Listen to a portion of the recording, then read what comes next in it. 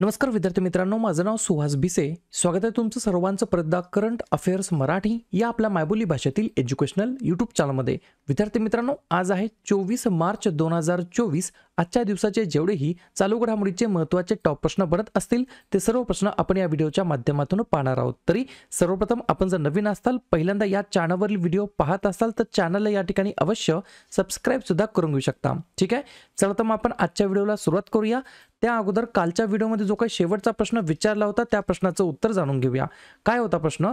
दक्षिण भारतातील कोणत्या राज्यामध्ये नुकतेच लाईम डिसीज या नवीन आजाराचे पहिले प्रकरण आढळून आलेले आहे? तर बऱ्याच विद्यार्थी मित्रांनी अगदी योग्य उत्तर टाईप करून सांगितलं आहे. पर्याय क्रमांक डी केरळ हे या प्रश्नाचं योग्य उत्तर असणार आहे, ज्या राज्याच्या अंतर्गत लाईम डिसीज या नवीन आजाराचं पहिलं या ठिकाणी प्रकरण आढळून आलेलं आहे. क्लिअर?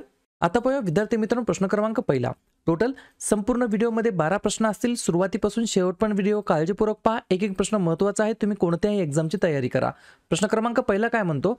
भारताने कोणत्या देशातून आपल्या नागरिकांना बाहेर काढण्यासाठी ऑपरेशन इंद्रावती या ऑपरेशनच्या नावाला अंडरलाईन करून ठेवा, ऑपरेशन इंद्रावती सुरू केलेलं आहे? प्रश्न क्रमांक पहिल्याचं योग्य उत्तर आहे पर्याय क्रमांक डी हैती हे या प्रश्नाचं योग्य उत्तर असणार आहे. दोन गोष्टी तुम्हाला लक्षात ठेवायच्या आहेत. पहिलं गोष्ट, या ठिकाणी ऑपरेशन इंद्रावतीचा उद्देश काय आहे आणि कोणत्या देशातून आपल्या भारतीय नागरिकांना बाहेर काढण्यासाठी हे ऑपरेशन सुरू करण्यात आलेलं आहे? तर हैती योग्य उत्तर आहे.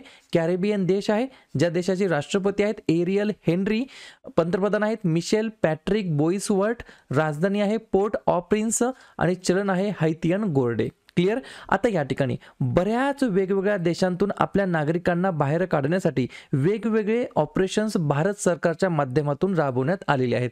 ते कोणते आहेत, त्याच्या मागचा उद्देश काय होता, त्याच्यावरती आपण एकदा नजर टाकूया. जसं की तुम्हाला आठवतंय, वंदे भारत मिशन नावाचं एक मिशन राबवण्यात आलेलं होतं.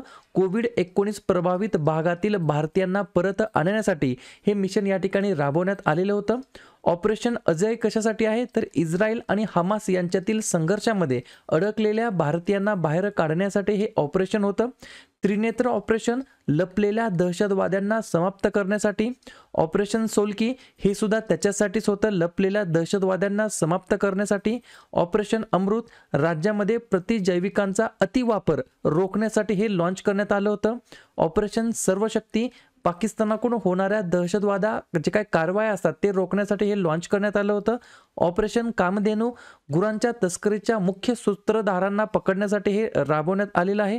आणि ऑपरेशन इंद्रावती हैती देशातून आपल्या नागरिकांना बाहेर काढण्यासाठी हे ऑपरेशन लॉन्च करण्यात आलेलं आहे. पुढचा प्रश्न, प्रश्न क्रमांक दुसरा, महत्त्वाचा प्रश्न आहे, विचारला जाऊ शकतो.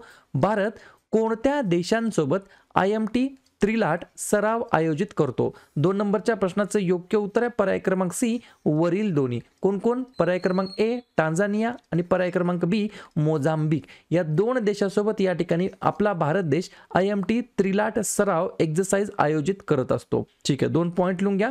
IMT त्रिलाट व्यायामाची पहिली आवृत्ती 22 ऑक्टोबर रोजी आयोजित करण्यात आलेली होती आणि भारताचे प्रतिनिधित्व यावर्षी INS तीर आणि INS सुजाता करत आहेत. हा जो काही प्रश्न आहे तो एक्सरसाइज बद्दल आहे. आणि जसं की तुम्हाला माहित आहे, संध्याकाळी जी काही 7:30ची सिरीज आपण ऑलरेडी सुरू केलेली आहे त्याच्यामध्ये वेगवेगळ्या देशांसोबत किंवा भारताचे अन्य देशांसोबत ज्या काही वेगवेगळे या ठिकाणी एक्सरसाइज होत असतात किंवा सराव होत असतात, युद्ध सराव होत असतात, त्याच्यावरती सेपरेट व्हिडिओ ऑलरेडी टाकलेला आहे. वेळात वेळ काढून ती 7:30ची सुद्धा सिरीज या ठिकाणी तुम्हाला नक्की पाहायची आहे, नोट्स काढून घ्यायचे आहेत.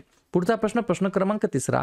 इंडियन प्रीमियर लीग IPL 2024 मधील कितवे संस्करण आहे IPLचं? 3 नंबरच्या प्रश्नाचं योग्य उत्तर आहे पर्याय क्रमांक बी 17वं संस्करण आहे, 17वं एडिशन आहे IPLचं. ठीक आहे, लगेच आपण IPL बद्दल या ठिकाणी थोडक्यात रिव्हिजन टाकूया. IPL मध्ये यंदाचं जे काही 17वं या ठिकाणी संस्करण आहे त्याच्यामध्ये एकूण 10 संघ समावेश आहेत आणि टोटल 74 सामने आयोजित आहेत. पहिला सामना आत्ताच नुकताच झाला CSK वर्सेस RCB मध्ये. त्याच्यामध्ये पहिल्या सामन्याचा विजेता ठरला आहे CSK. याच्या अगोदरचं 16वं जे काही IPL झालं ते 2023 मध्ये झालं. त्याच्यातील शेवटची match CSK versus Gujarat Titans मध्ये होती आणि ती IPL या ठिकाणी जिंकली आहे 16व्या क्रमांकाची CSK ने. ठीक आहे, या ठिकाणी जर 2024 बद्दल लक्षात ठेवायचं म्हटलं तर IPLच्या इतिहासातील सर्वात महागडा खेळाडू, expensive player in the IPL ऑक्शन, मिचेल स्टार्क असं त्यांचं नाव आहे. KKR सरकारने त्यांना खरेदी केलं आहे 24.75 कोटी रुपयाला. ठीक आहे. काही संघाचे नवनवीन कॅप्टन सुद्धा बदलण्यात आले, त्याच्यावरती चर्चा करूया. CSK चे नवीन कॅप्टन आहेत ऋतुराज गायकवाड, सनरायझर्सचे आहेत पॅट कमिन्स, दिल्ली कॅपिटलचे आहेत रिषभ पंत, KKRचे आहेत श्रेयस अय्यर, GTचे आहेत शुभमन गिल आणि MIचे आहेत हार्दिक पांड्या. या गोष्टी तुम्हाला लक्षात ठेवायच्या आहेत. पुढचा प्रश्न क्रमांक 4. भारतातील पहिली battery storage giga factory October पासून कोणत्या ठिकाणी सुरू होणार आहे? तर पर्याय क्रमांक A जम्मू आणि काश्मीर या युनियन टेरिटरीमध्ये, या केंद्रशासित प्रदेशामध्ये भारतातील पहिली बॅटरी स्टोरेज गिगा फॅक्टरी सुरू होणार आहे. 2-3 पॉइंट लिहून घ्या. या सुविधेमुळे उद्योगाला एका वर्षामध्ये 5 दशलक्ष टन कार्बन उत्सर्जन कमी करण्यासाठी मदत होईल, असं गुड इनफ या कंपनीने सांगितलं आहे. तसेच तुम्हाला आठवतंय भारताचं जे काही निव्वळ शून्य होण्यासाठी जे काही लक्ष्य आहे ते 2070 पर्यंत आहे. कारखान्याची प्रारंभिक क्षमता, हे जे काही पहिली बॅटरी स्टोरेज गिगा फॅक्टरी आहे त्याची प्रारंभिक क्षमता ही 7 गिगावॉटची असणार आहे, जी 2026 पर्यंत 20 गिगावॉट पर्यंत या ठिकाणी एक्सटेंड होणार आहे. तर पर्याय क्रमांक A जम्मू आणि काश्मीर हे या प्रश्नाचं योग्य उत्तर असणार आहे. लगेच काय करूया, वेगवेगळ्या नवनवीन प्रथम गोष्टींवरती रिव्हिजन टाकूया. भारतातील पहिले डॉल्फिन संशोधन केंद्र पटना बिहार या ठिकाणी. स्वतःचा OTT प्लॅटफॉर्म तयार करणारे देशातील पहिले राज्य केरळ, आणि त्या स्वतःच्या ओन गव्हर्नमेंट या ठिकाणी बॅक्ड असलेले जे काही OTT प्लॅटफॉर्म आहे त्याचं नाव काय आहे? सी स्पेस असं त्याचं नाव आहे. भारतातील पहिले ready to serve dragon fruit पेय तयार करण्याचे श्रेय जातं Indian Institute of Horticultural Research यांना. भारताच्या जनऔषधी उपक्रमामध्ये सामील होणारा पहिला देश आहे मॉरिशस. जागतिक बँक हवामान निधी प्राप्त करणारे पहिले राज्य आहे गोवा. UPI स्वीकारणारा पहिला देश भूतान. भारताची UPI स्वीकारणारा पहिला युरोपीय देश आहे फ्रान्स. आणि भारतातील पहिला नदीखालील मेट्रो बोगदा लॉन्च झाला, सुरू झाला, ओपन झालं कोलकाता या ठिकाणी. पुढचा प्रश्न क्रमांक 5. कोणत्या देशाने लोकशाहीसाठी तिसरी शिखर परिषद आयोजित केली होती? 5व्या नंबरच्या प्रश्नाचं योग्य उत्तर आहे पर्याय क्रमांक D दक्षिण कोरिया हे या प्रश्नाचं योग्य उत्तर असणार आहे. 2 पॉइंट लिहून घ्या. 2021 मध्ये अमेरिकन राष्ट्राध्यक्ष जो बायडन यांनी लोकशाहीसाठी शिखर परिषद सुरू केली होती.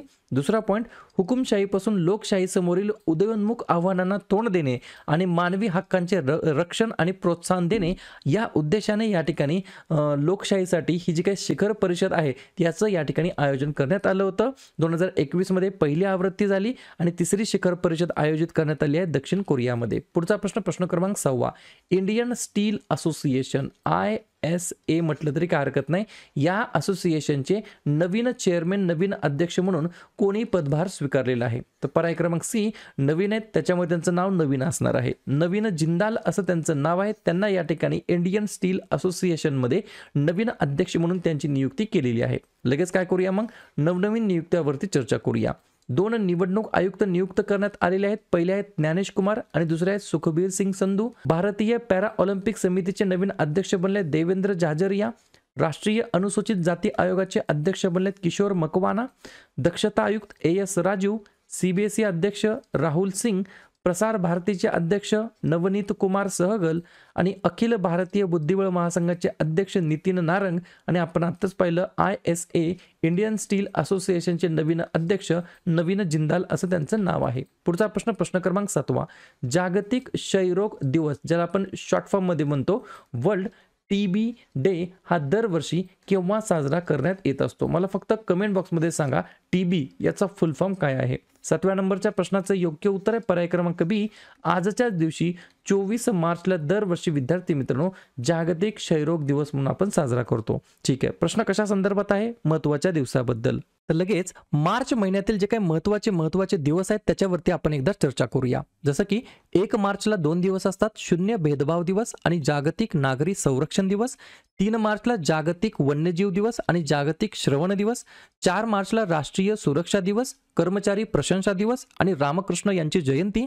8 मार्चला आंतरराष्ट्रीय महिला दिवस. 10 मार्चला CISF स्थापना दिवस. मार्चमध्ये दुसऱ्या बुधवारी म्हणजे यावर्षी 13 मार्चला आहे नो स्मोकिंग दिवस.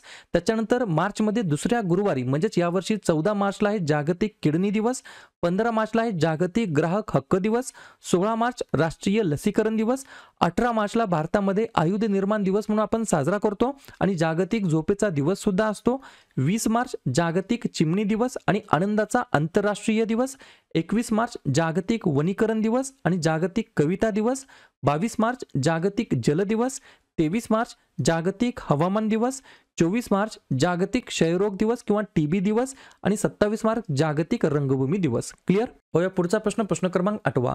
धरणे, कालवे यांच्यामधील पाण्याची जी काही रिअलिस्टिक इन्फॉर्मेशन आहे, वास्तविक माहिती आहे, ते देणारे पोर्टल नुकतेच सुरू करणारे पहिले राज्य कोणते बनलेले आहे? तर पर्याय क्रमांक ए राजस्थान हे या प्रश्नाचं योग्य उत्तर असणार आहे. तर राजस्थान हे देशातील पहिले राज्य बनलेलं आहे. त्या राज्याच्या अंतर्गत असलेले जे काही धरणं असतील, कालवा असतील, त्याच्यातील पाण्याची वास्तविक माहिती देणारं पोर्टल या ठिकाणी सुरू करणारं. लगेच आपण चलता चलता राजस्थानबद्दल रिव्हिजन टाकूया. स्थापना झाली 30 मार्च 1949ला. मुख्यमंत्री आहेत नवीन भजनलाल शर्मा, राज्यपाल आहेत कलराज मिश्रा आणि राजधानी आहे जयपूर. 3 महत्त्वाचे राष्ट्रीय उद्यान आहेत, मुकुंद्रा हिल्स, रणथंबोर आणि सरिस्का. आणि 4 महत्त्वाचे धरण आहेत, बिसलपूर, राणा प्रताप, गांधीसागर आणि जवाहर सागर. पुढचा प्रश्न क्रमांक 9. कोणत्या सरकारने कास्ट ॲल्युमिनियम मिश्र धातूच्या चाकांवरती म्हणजे जे काय अलॉय व्हील्स असतात, अँटी डम्पिंग शुल्क लावण्याचा त्याच्यावरती निर्णय घेतलेला आहे? तर पर्याय क्रमांक डी चीन हे या प्रश्नाचं योग्य उत्तर असणार आहे. पुढचा प्रश्न क्रमांक 10. ग्रीड इंडियाचे अध्यक्ष आणि व्यवस्थापकीय संचालक कोण आहेत? त्यांची या ठिकाणी नियुक्ती काय म्हणून करण्यात आली आहे? तर पर्याय क्रमांक सी SR नरसिंहन असं त्यांचं नाव आहे. त्यांना या ठिकाणी ग्रीड इंडियामध्ये नवीन अध्यक्ष आणि व्यवस्थापकीय संचालक म्हणून त्यांची नियुक्ती करण्यात आलेली आहे. पुढचा प्रश्न क्रमांक 11. USAने नुकतीच पेट्रोलवर चालणाऱ्या कारच्या विक्रीवरती बंदी कधीपासून या ठिकाणी जाहीर केलेली आहे? तर या ठिकाणी विद्यार्थी मित्रांनो 2035 पासून USA मध्ये जे काही पेट्रोल कार्स आहेत त्याच्यावरती या ठिकाणी सेलिंगसाठी बॅन घालण्याचं या ठिकाणी घोषणा करण्यात आलेली आहे. अशा प्रकारे शेवटचा प्रश्न क्रमांक 12. केंद्र सरकारने अलीकडेच किंमत स्थिरीकरण निधी अंतर्गत कोणाला आणण्याची घोषणा केलेली आहे? तर पर्याय क्रमांक सी वरील दोन्ही, तांदूळ म्हणजेच राईस आणि गहू म्हणजेच व्हीट. पर्याय क्रमांक ए आणि पर्याय क्रमांक बी हे या प्रश्नाचं योग्य उत्तर असणार आहे. क्लिअर? सर्व गोष्टी समजल्या? तर अशा प्रकारे विद्यार्थी मित्रांनो हे होतात 12 प्रश्न. उपक्रम कंटेंट हा जो काय प्रयत्न आम्ही सुरू केला आहे मराठी भाषेमध्ये, हा कसा वाटतो नक्कीच कमेंट करत चला. आणि या ठिकाणी तुमच्यासाठीचा आजचा खास प्रश्न, नुकताच शहीद दिवस म्हणून केव्हा साजरा करण्यात आलेला आहे? 18 मार्च, 20 मार्च, 23 मार्च की 25 मार्च? तर ज्या पण विद्यार्थ्यांनी या प्रश्नाचं योग्य उत्तर येत असेल त्या प्रश्नाचं उत्तर तुम्ही कमेंट बॉक्समध्ये बिंदासपणे टाईप करून सांगा.